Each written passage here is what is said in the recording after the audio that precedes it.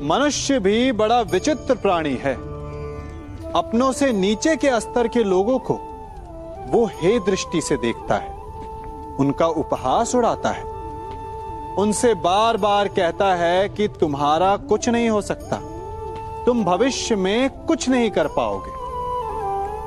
जब मनुष्य के पास धन, संपत्ति, मान होता है तो वो दूसरों का आदर नहीं करता, परंतु वो एक बात भूल जाता है कि उससे भी अधिक शक्तिशाली कोई अस्तित्व में है, और वो है समय। काल काल अपना चक्र कब बदलेगा ये कोई नहीं जानता। समय अपनी करवट कब लेगा ये कोई नहीं जानता। कोयला भी समय के साथ साथ हीरे में परिवर्तित हो जाता है। इसलिए जीवन में कभी भी किसी का भी उपहास नहीं उड़ाना चाहिए।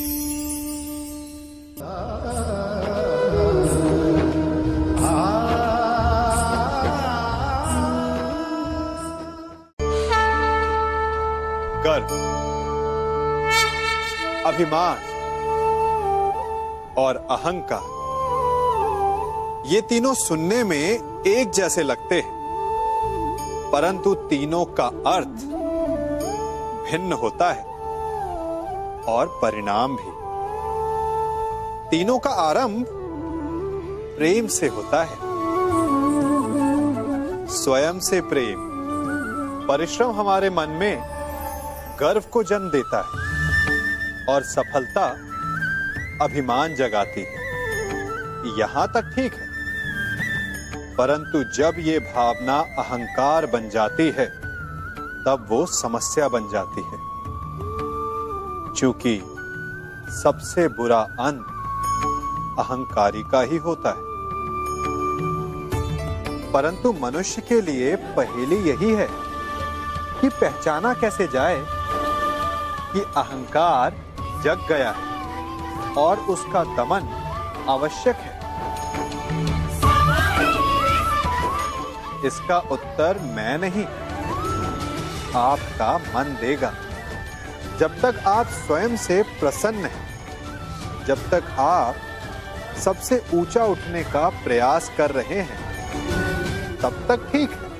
परंतु जब आपके मन में दूसरों को नीचा समझने का भाव आ जाए तो सावधान हो जाइए, क्योंकि यही अहंकार है जो वास्तव में आपको हीन कर रहा है।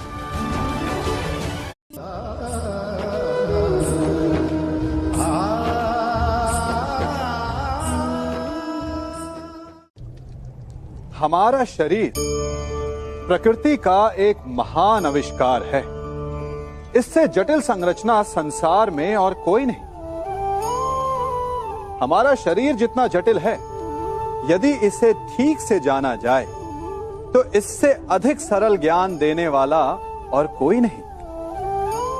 हमारे शरीर में पंच इंद्रियां होती हैं जो हमें भाव, गुण और वस्तुओं का बोध कराती हैं। हमारे पास आंखें हैं, नाक है, स्पर्श के लिए त्वचा है, कान है और जीभा है। सबका भिन्न भिन्न कार्य है। आंखों से देखना, कानों से सुनना, नथनों से श्वास लेना, त्वचा से स्पर्श करना और जीभा से स्वाद लेना। परंतु क्या आपने कभी सोचा कि प्रकृति ने हमें 2 आंखें दी, 2 नथने दी, 2 कान दी, स्पर्श के लिए ये पूरा शरीर दिया, परंतु जीभा केवल 1 दी? ऐसा क्यों? क्योंकि प्रकृति चाहती है कि हम देखें अधिक, सुने अधिक और ज्ञान अधिक अर्जित करें, बोले कम। क्योंकि अधिक वाचाल नाश को निमंत्रण देता है। स्मरण रखिएगा।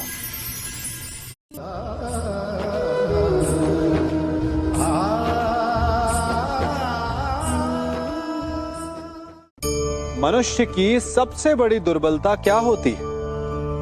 सोचिए। धन, प्रेम, अहंकार।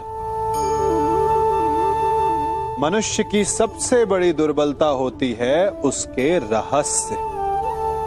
चाहे आप कितने भी शक्तिशाली क्यों ना हो, कितने भी प्रबल क्यों ना हो, परंतु उसके रहस्य उसके नाश की चाबी होती है। इसलिए यदि प्रबल रहना है, शक्तिशाली रहना है, समर्थ रहना है, तो अपने रहस्य को किसी को भी ना बताएं, ना मित्र को और ना ही शत्रु को, क्योंकि समय पड़ने पर कब कौन शत्रु हो जाए ऐसा कहना संभव नहीं।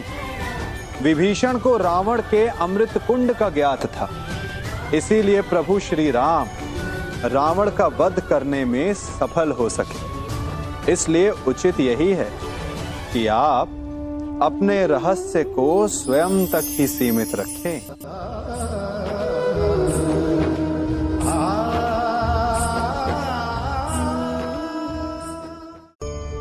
मनुष्य जीवन की परीक्षा में सफल होने के लिए क्या नहीं करता? वो परिश्रम करता है, दौड़ भाग करता है, और ये सब करने के पश्चात भी जब उसका काम नहीं बनता तो वो नकल करता है ना? तनिक लौटिए अपने बचपन में, स्मरण कीजिए अपने बचपन की स्मृतियों का। क्या स्मरण हुआ? विद्यालय में जब आप परीक्षा देने जाते थे तो क्या होता था? आप ना सहे, परंतु कोई ना कोई सफलता पाने के लिए नकल करता ही था और उत्तीर्ण भी हो जाता था, है ना?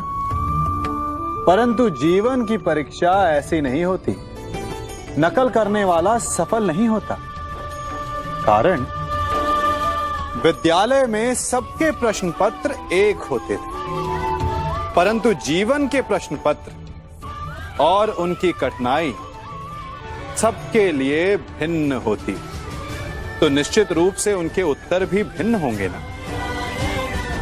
इसलिए यदि आपको जीवन में सफलता पानी है तो नकल ना कीजिए, स्वयं के प्रश्नों का उत्तर स्वयं ढूंढिए और सफलता आपकी ही होगी।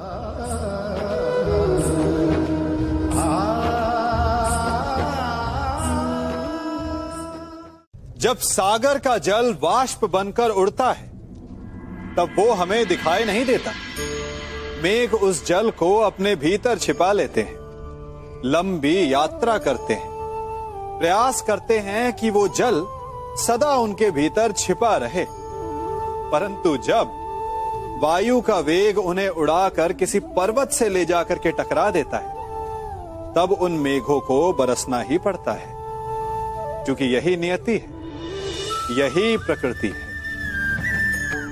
क्योंकि जल को सागर में जाकर मिलना ही है। ठीक ऐसा ही हमारे साथ भी होता है।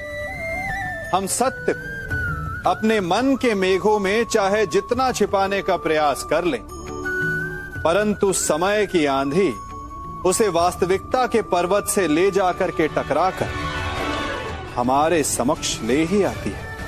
जिस भय के कारण आप सत्य को सामने नहीं लेकर आना चाहते, एक दिन वही भय हमारे समक्ष आकर खड़ा हो जाता है और फिर हम लाचार हो जाते हैं, क्योंकि हमने उस भय का सामना करने की तैयारी नहीं की होती। इसलिए सत्य से भागे नहीं, उसे छिपाए भी नहीं, उसे स्वीकार करें। भविष्य की बड़ी विपत्ति से बच जाएंगे।